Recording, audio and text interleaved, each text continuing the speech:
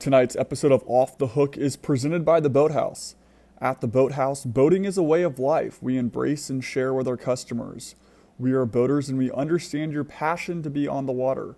Our passion is enriching your experience on the water. The Chinooks fell 10-4 tonight, dropping both games to the Kokomo Jackrabbits this weekend. Joined by my broadcast partner, Wyatt Kopelman, I'm Andrew Lind. We welcome you into Off the Hook, episode 11. Now, Joe Glassy took the hill tonight for 3 innings of scoreless baseball before giving up 2 runs in the 4th.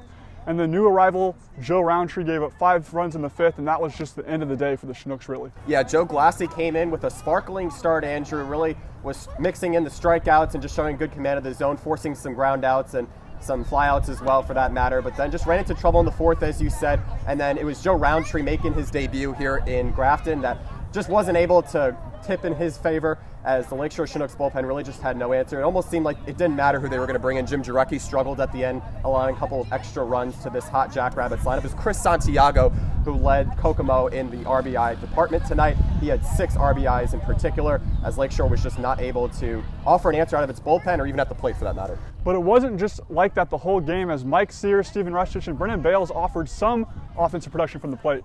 Yeah, they started to let it spike early, as the Chinooks really were able to put 3 runs on the board, as they had done with their 1 run yesterday, walking that one in. And then today, they were able to get 3 early in the 2nd and the 3rd. But the Kokomo Jackrabbits, they were just waiting. This is a team that offers the 5th most runs in the league. They're a very high-scoring team, and Chris Santiago and company showed that.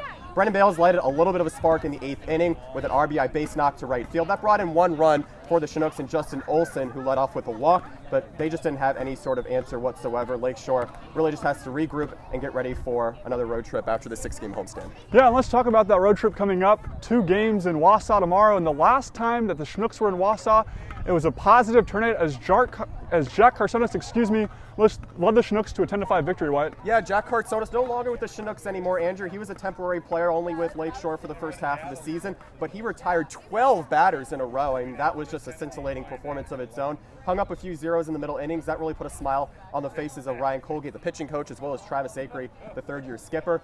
And the Lakeshore Chinooks, meanwhile, offensively, were able to just ride the performance of Ethan Verkrumba, who blasted 2 home runs in the 1st and the 2nd inning to get Lakeshore going. And the next thing you know, they were just cruising all the way through. They won 10-5. It'll be more of a challenge this time, more likely, as this dangerous Woodchucks lineup will be ready to go. Well, the Lakeshore Chinooks are done with their 6-game homestand, just getting 2 wins of the last 6. But tomorrow, tune in as the Lakeshore Chinooks take on the Wisconsin Woodchucks at 6:35 p.m.